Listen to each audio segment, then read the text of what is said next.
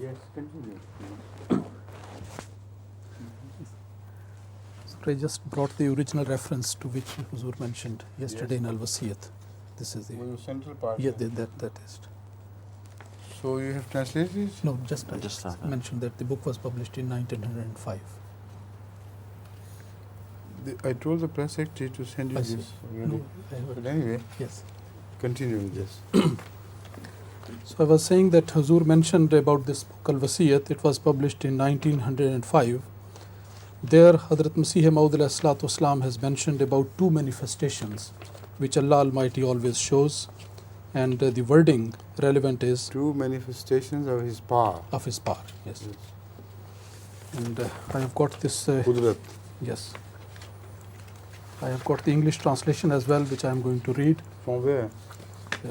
This is published from Tahrik-e-Jadid. Okay. Read. Yeah. Masih Maud ﷺ says, "My dear friends, when this has always been the will of Allah, my dear friends, when this has always been the way the will of Allah works, showing two manifestations of His power, so that He should demolish two false joys of the opponents, it is impossible that now He should proceed to alter this long established divine practice.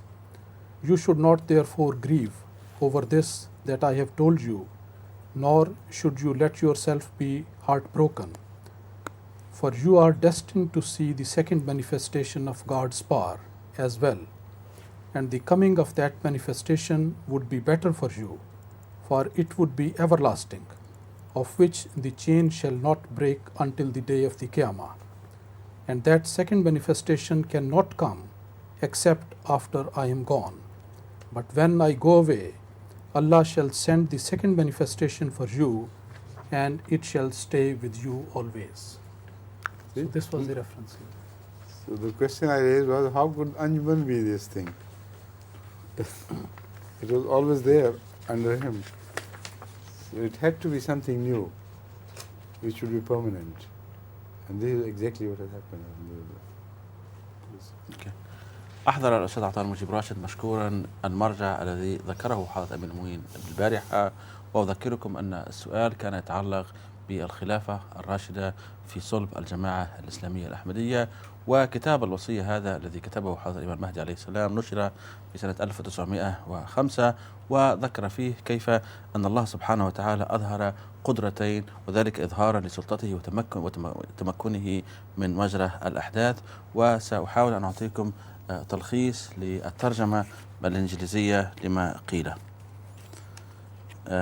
يقول في يعني الترجمة لهذا القسط أو هذا الموجز من هذا الكتاب القيم: أحبائي، هذه كانت دائما طريقة الله سبحانه وتعالى، أي أن هذه القدرتين هي في الحقيقة لإظهار قدرة الله سبحانه وتعالى، القدرة الأولى والقدرة الثانية، وهذا لم يكن خارجا عن نطاق معرفة أو السنة التي الله سبحانه وتعالى يظهرها على وجه الأرض.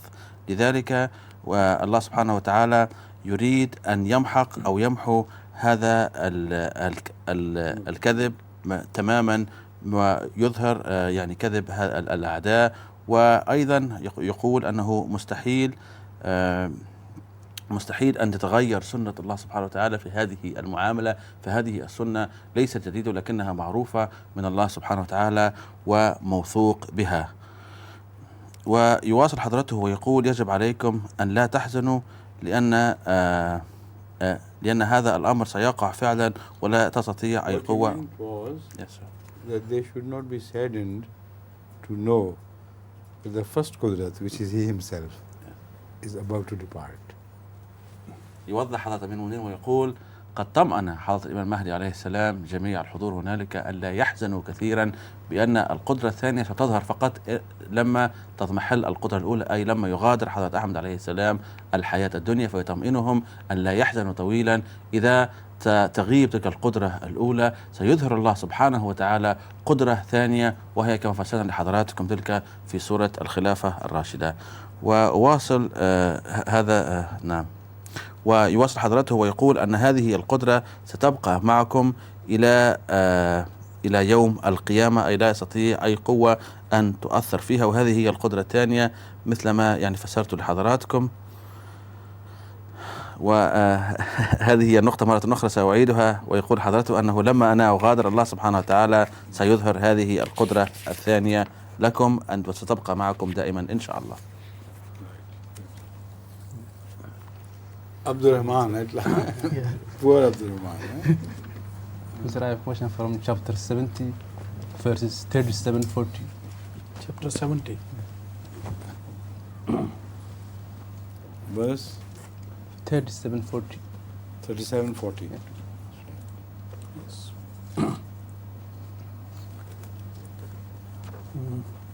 This is verse number 37 from chapter 70, Surah Al-Ma'arij. A'udhu billahi minash shaitanir rajim. Bismillahir rahmanir rahim. فَمَا لِلَّذِينَ كَفَرُوا كِبَلَكَ مُهْطِئِينَ عَنِ الْيَمِينِ وَعَنِ الشِّمَالِ إِذِينَ. The translation is, but what is the matter with those who disbelieve that they come hastening towards thee from the right hand and from the left in different parties? So the question is, if they had disbelieved, what does it mean then that they desire to enter the Jannah?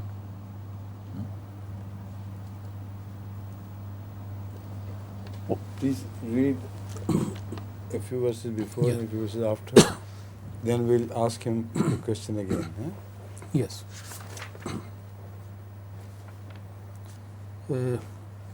وَالَّذِينَ هُمْ لِفُرُوجِهِمْ حَافِظُونَ إِلَّا عَلَى أَزْوَاجِهِمْ وَمَا مَلَكَتْ أَيْمَانُهُمْ فَإِنَّهُمْ غَيْرُ مَلُومِينَ فَمَنِ ابْتَغَى وَرَاءَ ذَلِكَ فَأُولَٰئِكَ هُمُ الْعَادُونَ وَالَّذِينَ هُمْ لِأَمَانَاتِهِمْ وَعَهْدِهِمْ رَاعُونَ وَالَّذِينَ هُمْ بِشَهَادَاتِهِمْ قَائِمُونَ وَالَّذِينَ هُمْ عَلَى صَلَاتِهِمْ يُحَافِظُونَ أُولَٰئِكَ فِي جَنَّاتٍ مُكْرَمُونَ فَمَا لِلَّذِينَ كَفَرُوا قِبَلَكَ مُهْطِئِينَ عَنِ الْيَمِينِ وَعَنِ الشِّمَالِ إِذِينَ أَيَطْمَعُ كُلُّ امْرِئٍ مِّنْهُمْ أَن يُدْخَلَ جَنَّةَ نَعِيمٍ كَلَّا إِنَّا خَلَقْنَاهُم مِّمَّا يَعْلَمُونَ. Now read the translation from the beginning to the end. Yes. And those who guard their private parts, except from their wives and from those whom their right hands possess, such indeed are not to blame. But those who seek to go beyond that, it is these who are transgressors, and those who are watchful of their trusts and their covenants, and those who are upright in their testimonies, and those who are strict in the observance of their prayer. These will be in the gardens duly honored. But what is the matter with those who disbelieve, that they come hastening towards thee from the right hand and from the left in different parties? Does every man among them hope to enter the garden of bliss? Never. We have created them of that which they know. Now the question. If they had disbelieved, those who disbelieved, then what's the connection between their disbelief and their desire to enter the Jannah? You see, the disbelievers used to visit Rasulullah sallallahu alaihi wasallam day in and day out, in the mornings as well as in the evenings.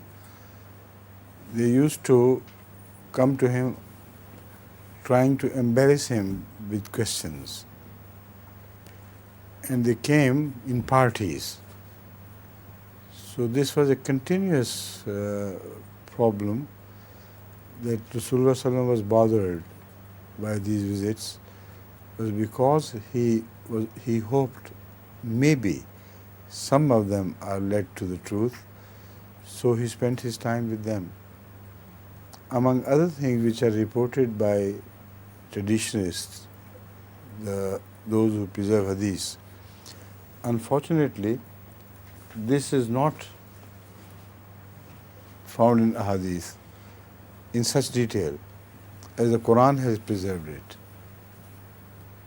Otherwise, there should have been plenty of such traditions which should tell us that that party came this morning, that party came that morning, what was the subject of discussion and how it happened and so on and so forth. The ahadith should have named those people from among the kuffar. But only they picked up those subjects in which they were interested from the point of view of jurisprudence. Largely, this is what makes hadith. And most fascinating daily routines of Rasulullah Sallallahu Alaihi Wasallam, like his giving parties, like his relatives coming to him, and so on, they are completely left out, except for his small frugal references. So, the Holy Quran does not leave anything out. The real daily life of Rasulullah Sallallahu Alaihi Wasallam should be seen from the reflective mirror of the Quran, and that is fuller than the traditions we chase to find such details. Now this ayah or these ayahs relate to the same subject, that among other so important activities of Rasulullah Sallallahu Alaihi Wasallam, so heavily burdened with the entire planning of preaching and the problems which beset the people of Islam everywhere in the world, despite remembering the Quran and telling the scribes where to put this ayah and where to put that ayah, this in itself was an occupation of a lifetime. Yet he was bothered by these people. So what has happened to them? Why do they do it when they do not intend to be guided? This was never their intention. Only wanted to bother Rasulullah Sallallahu Alaihi Wasallam. So, what it ends with? أَيَطْمَعُ كُلُّ امْرِئٍ مِّنْهُمْ أَن يُدْخَلَ جَنَّةَ نَعِيمٍ كَلَّا إِنَّا خَلَقْنَاهُم مِّمَّا يَعْلَمُونَ. इससे पहले क्या? Yes, ma'am. فَمَا لِلَّذِينَ كَفَرُوا قِبَلَكَ مُهْطِعِينَ عَنِ الْيَمِينِ وَعَنِ الشِّمَالِ عِزِينَ. Now, do they think by indulging in this practice they will go to heaven? Most certainly not. The following bit is the real problematic bit which I think you have in mind. Do you have that in mind or do I have that in mind? You read khalaqna. كَلَّا إِنَّا خَلَقْنَاهُم مِّمَّا يَعْلَمُونَ. Never. Yes. فَلَا أُقْسِمُ بِرَبِّ الْمَشَارِقِ وَالْمَغَارِبِ إِنَّا لَقَادِرُونَ عَلَىٰ أَن نُبَدِّلَ خَيْرًا مِّنْهُمْ وَمَا نَحْنُ بِمَسْبُوقِينَ. That's right. فَذَرْهُمْ يَخُوضُوا وَيَلْعَبُوا حَتَّى يُلَاقُوا يَوْمَهُمُ الَّذِي يُوعَدُونَ. The Holy Quran points out that they should realize that they had a very humble beginning.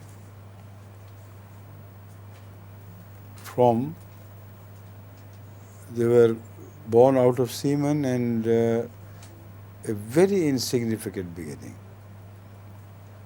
But now they are talking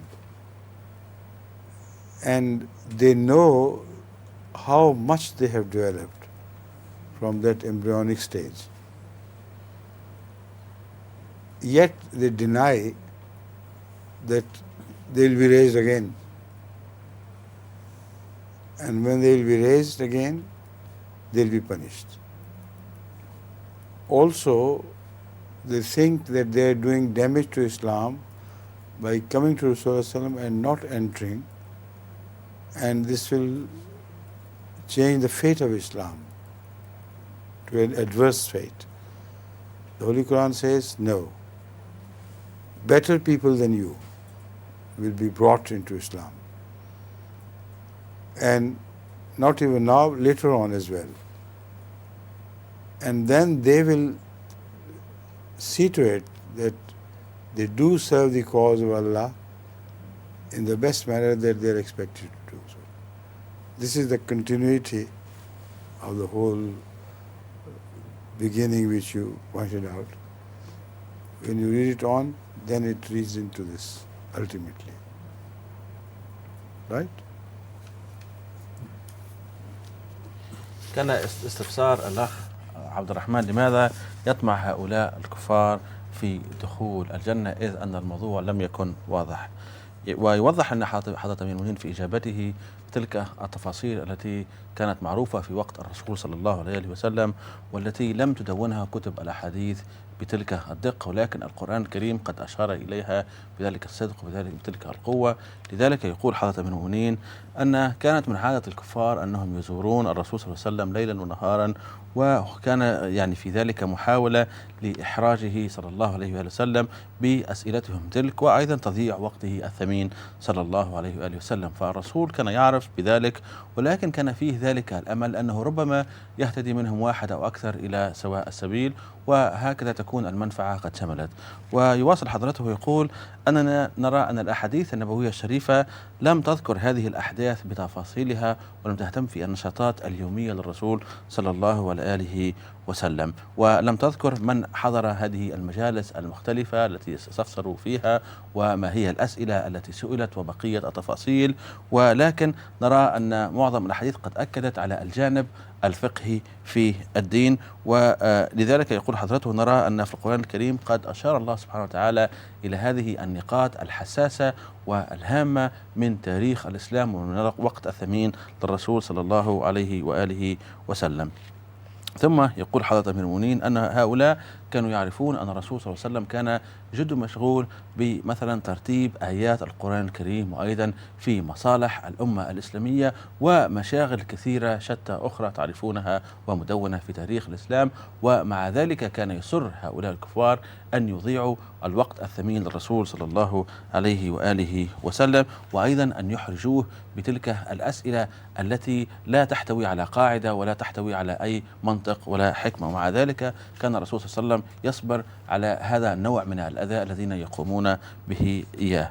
وهنا التساؤل الذي يطرحه القرآن الكريم، وبالتحديد تطرحه هذه الآية القرآنية الكريمة، هي لهؤلاء الذين يحاولون أن يضيعوا أو حاولوا أن يضيعوا وقت الرسول صلى الله عليه وسلم. يطرح لهم القرآن الكريم هذا التساؤل ويقول: هل يظن هؤلاء أنهم بعملهم هذا الدنيء سيدخلون الجنة؟ طبعا لا، ولكن هذا لإثارة جانب الحكمة والمنطق فيهم، أن عملهم هذا لن يهديهم إلى سواء السبيل. هذه هي النقطة الهامة التي فسرها حضرة أمير المؤمنين، وهذه ما عرضتها هذه الآية القرآنية الكريمة. ثم مرة أخرى يذكرهم الله سبحانه وتعالى في نفس هذه الآية القرآنية الكريمة أن خلقهم كان بسيط جدا، وذلك كي يعني يكسر فيهم جانب الكبر. ومن هنا ما دام خلقهم أو بداية خلقهم بالتحديد كانت يعني بسيطة جدا، وذلك من مني يمنى أي من تلك النطفة الصغيرة، فيجب عليهم أن يفكروا في أيضا كيف سيبعثوا مرة أخرى، إذا في الحياة الدنيا كانت يعني حياتهم قد بدأت من تلك النطفة البسيطة، فالله سبحانه وتعالى الذي أنشأهم في هذه الصورة الكاملة من تلك النطفة البسيطة بإمكانه أيضا أن يبعثهم مرة أخرى بعد الموت في الحياة الدنيا، ثم يحاسبهم ذلك الحساب المعروف. فهنا هذه هي النقطة الأخرى التي أثارها القرآن الكريم ليحيي فيهم ذلك الجانب، وأيضا يذكرهم بقوة وسلطة الله سبحانه وتعالى، وهذه النقاط التي لا يريدون أن يؤمنوا بها. ومع هذا أيضا كانوا يظنون أنهم بوضع هذه العراقيل في سبيل الإسلام، وبالتحديد مضيعة وقت الرسول صلى الله عليه وسلم الثمين، كانوا يظنون أنهم بأعمالهم الخسيسة هذه سوف يحددون أو يحدون من انتشار الدين الحنيف في جميع أنحاء المعمورة. فالله سبحانه وتعالى أيضا يجيب على نيتهم هذه، ويقول لهم أنكم لا تستطيعوا فعلا أن تضعوا أي عراقيل ولا تضيعوا حتى وقت الرسول صلى الله عليه وسلم، إذ ما أراده الله سبحانه وتعالى سيحدث رغم أنف الكارهين.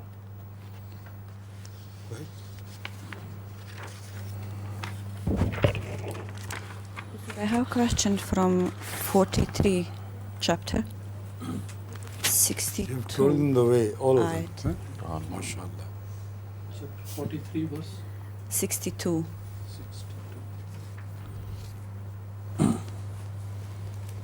He has become the undeclared leader of all. Huh? So this is verse number 62 from chapter 43 Az-Zukhruf. أعوذ بالله من الشيطان الرجيم بسم الله الرحمن الرحيم وإنه لعلم للساعة فلا تمترن بها واتبعون هذا صراط مستقيم. translation I read.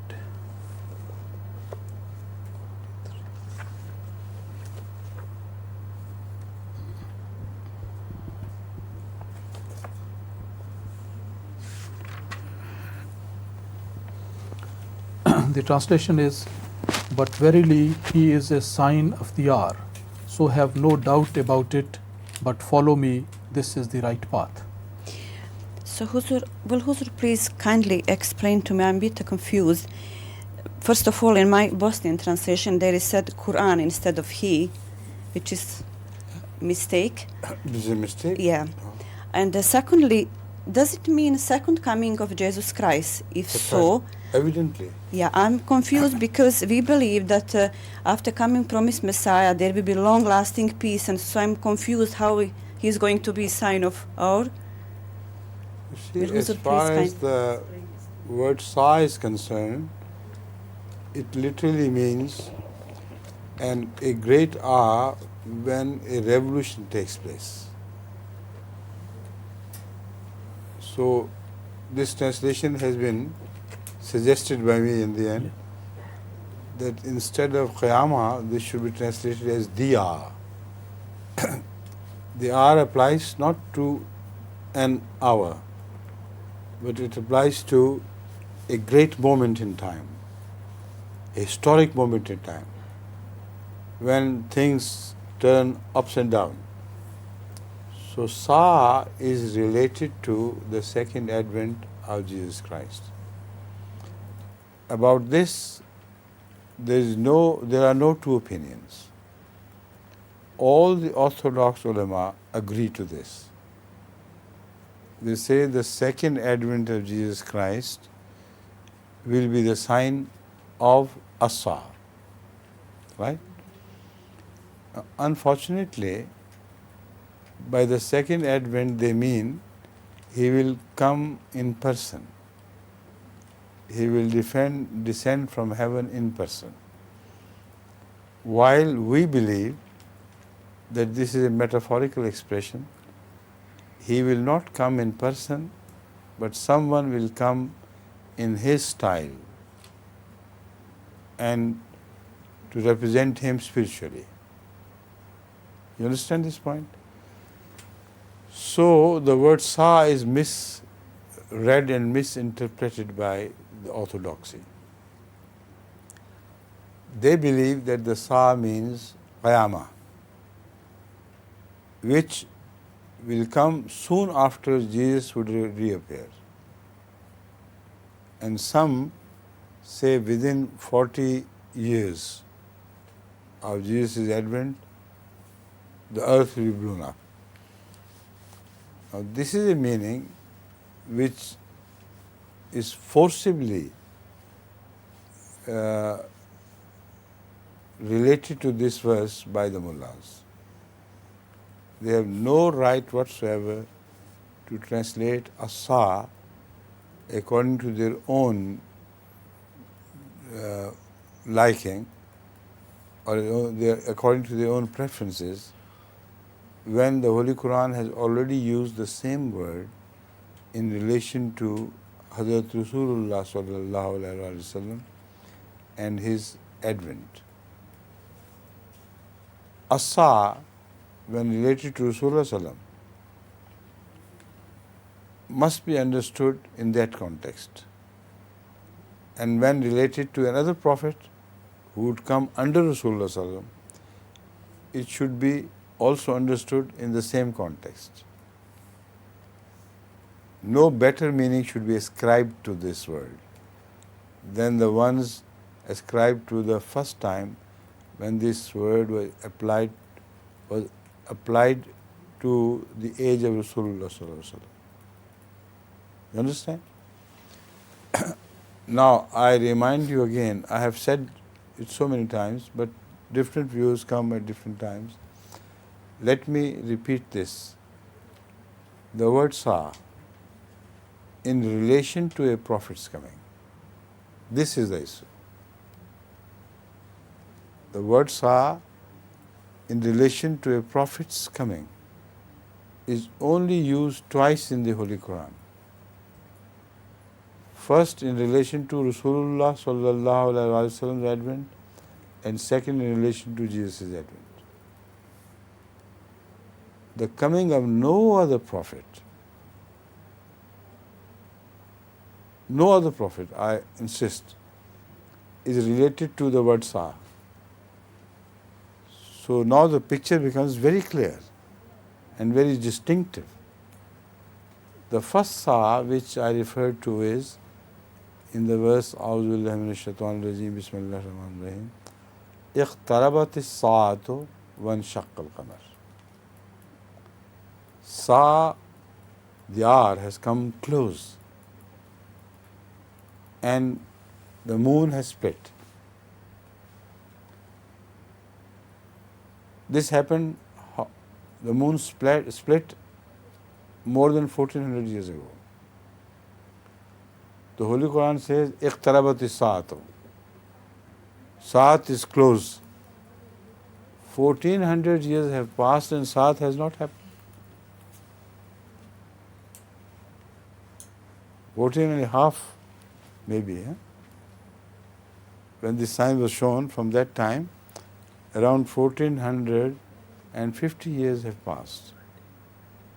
But according to the mullahs, the Sa'at has not yet happened, because it translated as Al-Qiyamah, that is the doomsday. But when the same word is applied to the advent of Jesus, whatever the advent means, that's not question. That's not a question. But whenever Jesus reappears, they say within 40 years there will be Qiyamah. Why? When it relates to the coming of Rasulullah sallam, 1400 years and more pass and the Qiyamah does not appear. And when it comes to the second advent of Jesus, they say it will come. Why? What reason? What rhyme? They have no justification.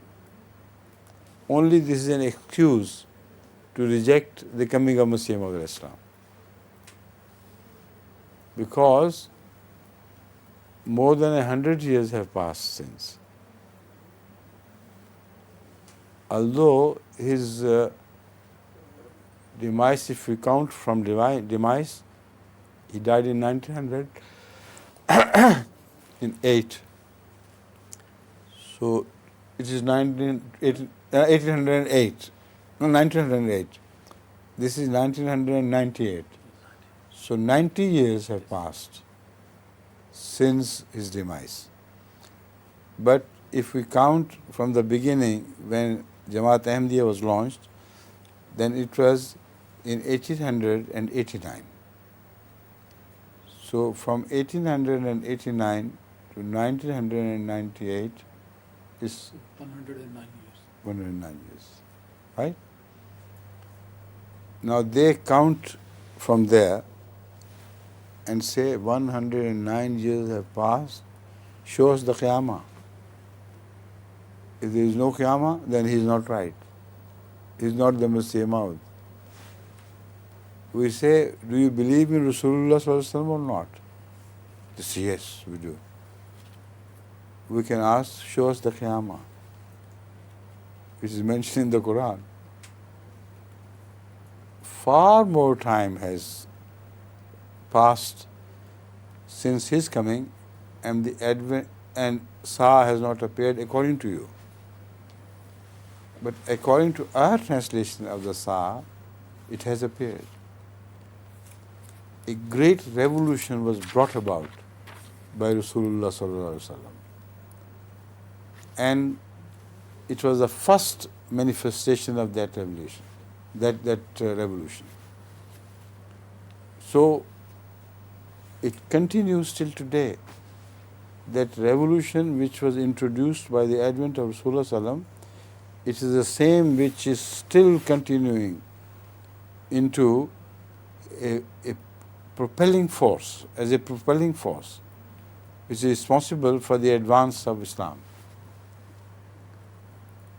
Now, according to the Quranic prophecy, this wave was to die out gradually, until when so needed, God would send Christ again, but in metaphorical form. And he would be the sign of the same Sa'a of Rasulullah Sallallahu Alaihi Wasallam, and will give it a new impetus, so that the spiritual revolution, which had ultimately halted, that would restart from there and spread all over the world. This is what we are witnessing today. This is Sa'a. Their Sa'a has no meaning whatsoever. Have you understood this question now clearly? Yeah, very good. Alhamdulillah. Now can you tell others of your friends and Bosnians, this is what it means?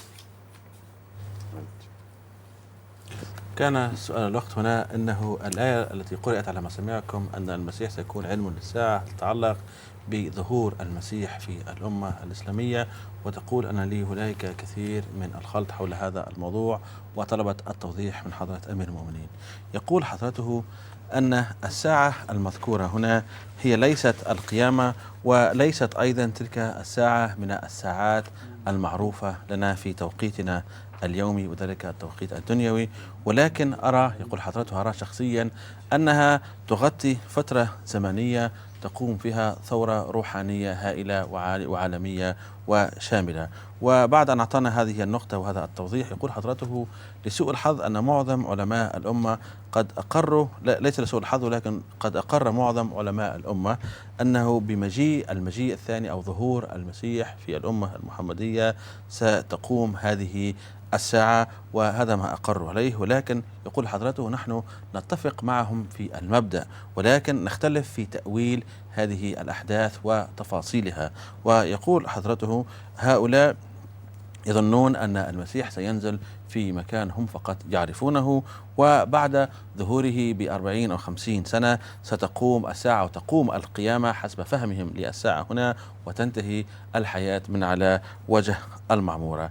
يقول حضرة أمير المؤمنين في الحقيقة لا يسمح ولا يصح لهؤلاء أن يعطوا هذا التفسير البسيط الساذج لمعنى الساعة في هذا المقام. لماذا؟ يقول حضرته لأن الساعة قبل أن تقرن بالمسيح قد قرنت بخير خلق الله سيدنا محمد المصطفى صلى الله عليه وآله وسلم. إذا أردنا أن نرى ونفهم مفهوم الساعة يجب أن نفهمه من منظار ومن منطلق ومن زاوية كيف أنها قرنت بالرسول صلى الله عليه وسلم، وليس من أي زاوية أخرى، ويجب أن نعطي الأولوية لذلك. يقول حضرة أمير المؤمنين إذن الساعة هنا أصبحت أنها ذكرت في القرآن الكريم مرتين فقط. ذكرت مرة أنها قرنت بالرسول صلى الله عليه وسلم، ومرة أخرى لظهور المسيح في الأمة. ويقول حضرته الآن وأنا أعطيتكم هذه القاعدة ستصبح إن شاء الله الصورة واضحة للجميع. ويذكرنا حضرته كيف أن الساعة قد ذكرت بالرسول صلى الله عليه وسلم، وكيف قيل في القرآن الكريم أنه اقتربت الساعة وانشق القمر. فانشقاق القمر هنا قد حدث على ما يزيد من 1400 سنة، ويمكن 1450 سنة أو ما شابه ذلك. وهنا القرآن الكريم يؤكد اقتربت، أي هنالك اقتراب للساعة، والقرب في اللغة العربية كما تعرفون يعني هذه المدة الزمنية تصبح بسيطة جدا، ولكن هنا نرى أن هذه المدة طالت كثيرا. إذن هنا يقول حضرته يجب أن نفهم معنى الاقتراب ومعنى الساعة هنا بمفهومها الصحيح، وما أراده الله سبحانه وتعالى أن يصل إلى ذهون وقلوب وأفكار العامة. يقول حضرته هذا من هذه الناحية. فإذا أين القيامة التي يتحدثون عنها؟ فالساعة قد قامت منذ هذه القرون الطويلة ولا نرى أي قيامة. ثم يقول حضرته هؤلاء أيضا يقولون أن الساعة هذه القيامة ستقوم بعد 40 أو 50 سنة من ظهور المسيح مرة أخرى. وهذا في الحقيقة هذه هي حجتهم. يقولون أن مؤسس الجماعة الإسلامية الأحمدية قد أسس الجماعة منذ حوالي 108 سنوات، ويعني عاش فقط ل90 سنة. فمن هنا يقولون أن هذه الساعة لم تنطبق عليه، أي من المفروض أنه بظهور المسيح مرة أخرى يجب يجب على القيامة أو الساعة حسب فهمهم أن تقوم خلال 40 أو 50 سنة. والمرجع غلام أحمد عليه السلام هذا لما ظهر يقولون أنه انظروا إلى جماعته الآن مضت عليها يعني ضعفين هذه الفترة، أي ما يقارب 108 سنوات، ولكن لم تقم القيامة. لذلك يعرضون هذه الأمور التافهة ليقولوا أنه غير صادق والعياذ بالله. يقول حضرة أمير المؤمنين إذا كان هذا هو مبدأهم وهذه هي حجتهم أن ينساقوا إلى هذا الفهم الضيق الساجد البسيط، لماذا لا ينظرون أن الساعة التي قرنت بالرسول صلى الله عليه وسلم لم يمضي عليها فقط يعني 40 سنة، ولكن قرابة 1450 سنة حسب ما ذكر في القرآن الكريم. إذن من هذه الناحية نحن نسألهم أين هذه القيامة التي دائما تؤكدون عليها؟ وهذا إذا قرنا مفهوم الساعة أيضا بما أعطى الرسول صلى الله عليه وآله وسلم.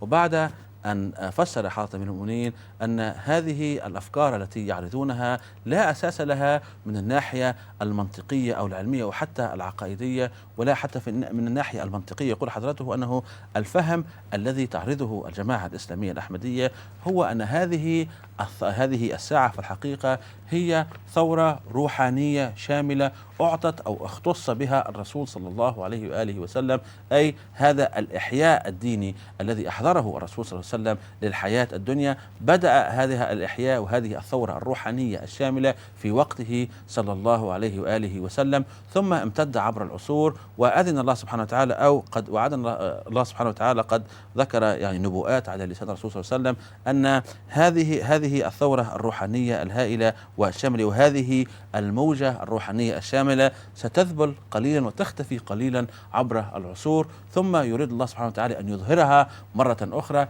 فيرسل ذلك المسيح في الصورة المجازية مثل ما تفسر الجماعة الإسلامية الأحمدية، ويكون تلك البعثة الثانية المجازية للمسيح كعلامة لقيام هذه الساعة مرة أخرى، أو يعني علامة لإعطاء تلك الشحنة والدفعة لتلك الساعة. وأي ساعة؟ هي ساعة محمد المصطفى صلى الله عليه وآله وسلم. فهذه الشحنة التي تعطى بإذن وأمر من الله سبحانه وتعالى ما هي في الحقيقة إلا امتداد لبركات الرسول صلى الله عليه وسلم وامتداد لتلك الساعة التي تحدثنا عنها.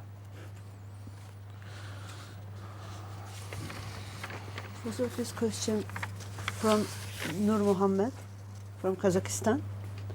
He writes that I found, yes, he says that I found that the numbering of the verses of the Holy Quran is different in Ahmadi publication from the other publications. I thought it is only a matter of the first verse, Bismillah, but sometimes this difference was by two verses, not only just one. I came to the conclusion that constitution of the verses is different. Could Huzur kindly shed light of this matter, please? First I should understand, then shed light. All right. As far as the number of verses are concerned, that's very clear. But whatever worship, why does it say worship? No, I came. Verses? Yes, I came to the conclusion that the constitution of the verses is different.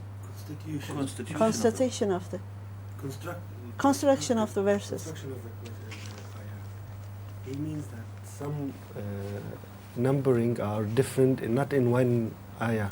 The difference is not in Sometimes one number. two. Sometimes two. He's saying that No, this does not happen. If it has happened, it must have happened by mistake. And unless he points out where, we cannot determine. This mistake might have crept into the Russian translation. So he must help us by pointing out where he finds this difference. Then in the next version, inshallah, we rectify it. Right? You better, he may be hearing it or maybe not. He is in touch with you, isn't he? So you better write back to him about this. Right? يسأل هذا الأخ اسمه نور محمد ويقول أنني رأيت شخصيا أن ترقيم آيات القرآن الكريم تختلف من النسخات التي توزعها وتنشرها الجماعة الإسلامية الأحمدية من باقي النسخ المعروفة والمتداولة. ويقول إذا كانت المسألة في الترقيم فقط فيمكن نفهم ذلك، ولكن رأيت وأحسست أن هنالك بعض الأحيان في آيات أو في آية مختلفة أرى أن الترقيم يختلف مرتين في صلب الآية الواحدة. يقول حضرة أمير المؤمنين أولا يجب على هذا الأخ أن يعطينا أمثلة كي نفهم الموضوع أكثر، ولكن يجيب حضرته ويقول أولا بالنسبة لي بسم الله الرحمن الرحيم هذا قد عرف عن الرسول صلى الله عليه وسلم أنه كان لا يعرف بداية أو نهاية آية إلا لما توحى إليه بسم الله الرحمن الرحيم، ولذلك أعطى لها هذا الترقيم أنها كانت وحي من الله سبحانه وتعالى، وهذه القضية أصبح مفروغ منها. أما بالنسبة إلى ما قاله حول الاختلاف في أكثر من مكان في آية واحدة لا أعتقد أن هذا الكلام صحيح، ربما كان هنالك في الترجمة الروسية كانت هنالك بعض الأخطاء المطبعية فنطلب منه أن يحضر تلك النسخ وبإمكاننا أن نعدلها في المستقبل إن شاء الله.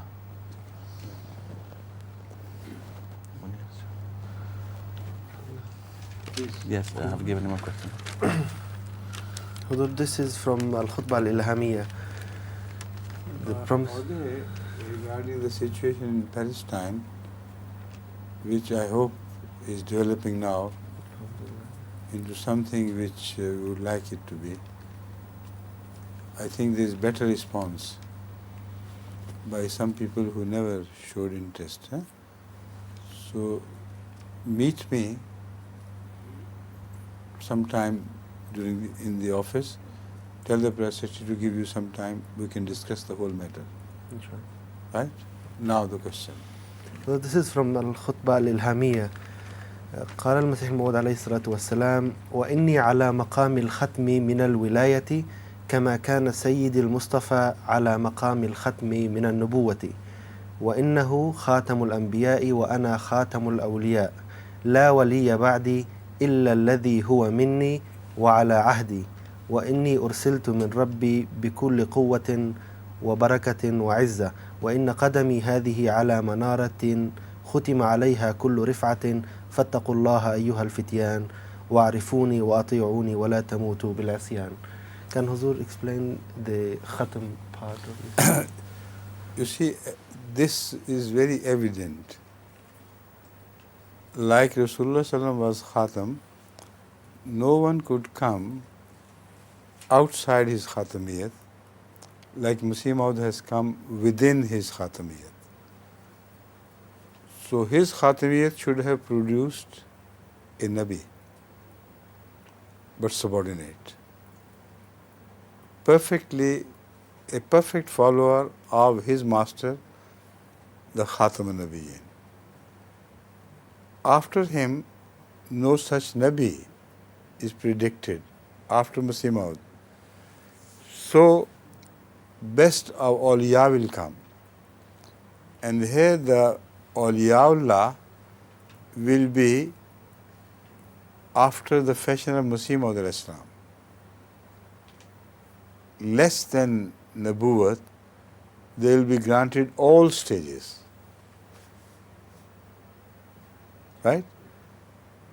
Like Hazrat Masih Maud received the blessing of Nabuwat by following the Khatam al-Nabiyyin.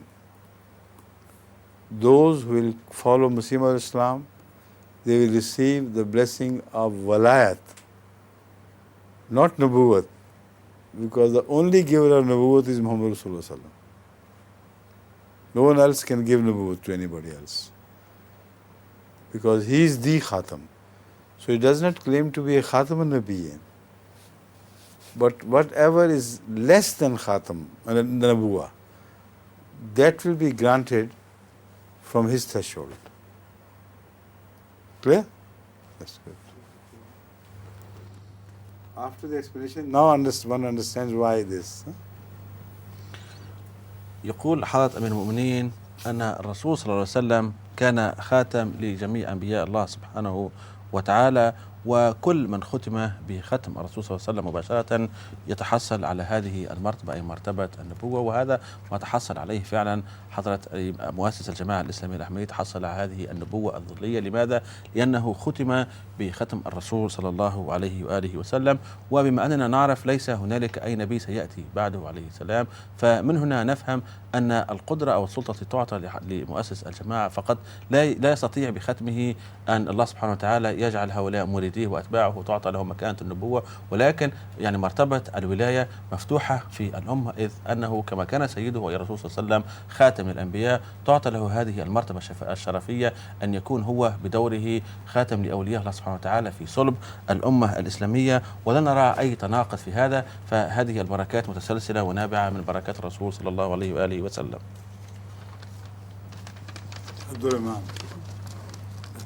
So I push from chapter 40, verse 52. Chapter 40, Verse 52. 52.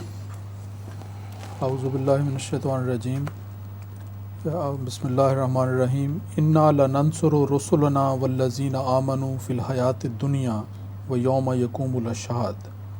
The translation is, most surely we help our messengers and those who believe both in the present life and on the day when the witnesses will stand forth. So kindly, what is the help for the messengers and those who believe in the? You see, I understand. Please continue, please. So what is the help in the hereafter?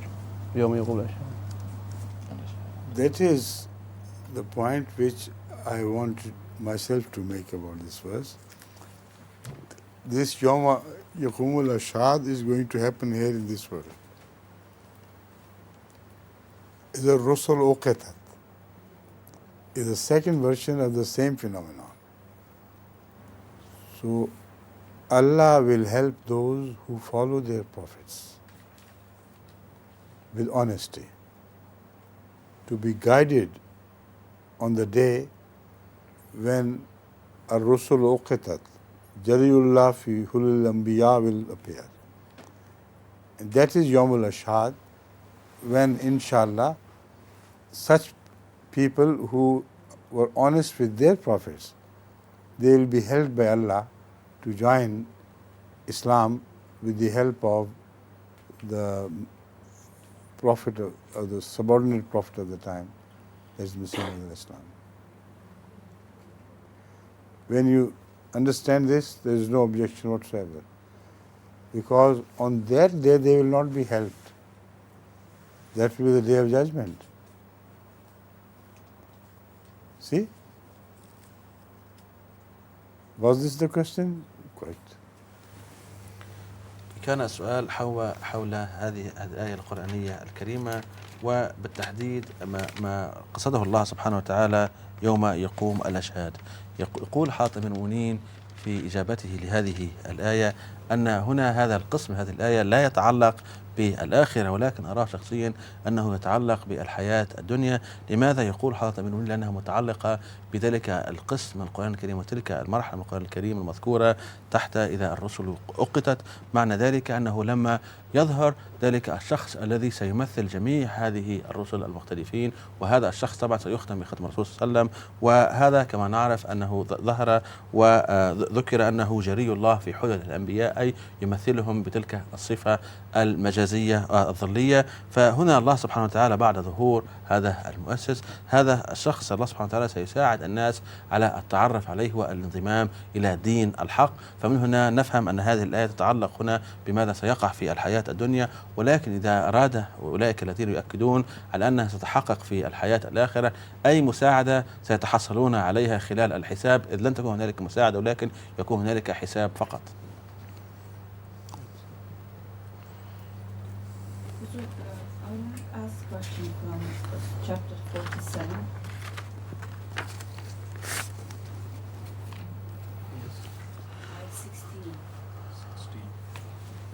This is verse number 16 from chapter 47, Surah Muhammad. أعوذ بالله من الشيطان الرجيم. بسم الله الرحمن الرحيم. مثل الجنة التي وعد المتقون فيها أنهار من ماء غير آسن وأنهار من لبن لم يتغير طعمه وأنهار من خمر لذة للشاربين وأنهار من عسل مصفى ولهم فيها من كل الثمرات ومغفرة من ربهم كمن هو خالد في النار وسقوا ماء حميما فقطع أمعاءهم. The translation is a description of the garden promised to the righteous. Therein are rivers of water which corrupts not, and rivers of milk of which the taste changes not, and rivers of wine, a delight to those who drink, and rivers of clarified honey. And in it will they have all kinds of fruits, and forgiveness from their Lord. Can those who enjoy such bliss be like those who abide in the fire, and who are given boiling water to drink, so that it tears their bowels? Huzur, please explain to me. I was a bit surprised reading in all translation word wine. What does that mean, wine? Wine? There will be river of wine. Yes. What does that mean? This means that the pleasure the wine brings to people, that wine, the rivers of which wine will flow in Jannah, will only share the pleasure-giving power with the wine we have here. But that wine, in other verses of the Quran, is clearly mentioned, will not make them lose their senses. They will not rave in madness like they do when they overdrink wine here. So that is referred to as wine only in that element of pleasure, which is common between that wine and the wine here. The rest, the reason why this wine is forbidden, that will not be the quality of that wine. Right? سألت الأخ وقالت ما هو المقصود بأن أنهار الخمر هذه في الجنة؟ أريد أن نستفسر عنها. يقول حضرته هنا أن خمر الآخرة يختلف كثيرا عن الخمر المعروف في الحياة الدنيا، إذ الخمر المعروف في الحياة الدنيا يفقد الإنسان حواسه ويقوم الإنسان بتصرفات لا تليق لا بالمكان ولا بالمقام. لذلك يقول حضرته أن الخمر الآخرة هذا لا يفقد الإنسان تحكمه في نفسه وفي تصرفاته في غريزه إلى غير ذلك، ولكن يعطيه لذة أيضا. الإنسان تحصل له فقط اللذة ولا تحصل له جميع الجوانب السلبية من الخمر. ليس هنالك أي مجال وأي باب للمقارنة بين كلاهما. Next, please. It's good short answers and more repetition. Eh? I mean, faster moving from one to the other.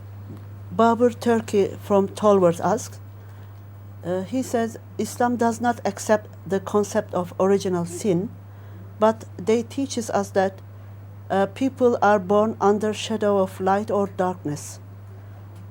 Does God Almighty therefore give more opportunities of guidance to such victims who are born in environments of insecurity?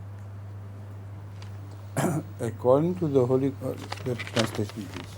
يسأل هذا الأخ عن مفهوم الدم في الإسلام، وبالتحديد يؤكد على النقطة التي بالنسبة لأولئك الذين ولدوا في مجتمعات غير نقية، فكيف ستكون معاملتهم من الله سبحانه وتعالى؟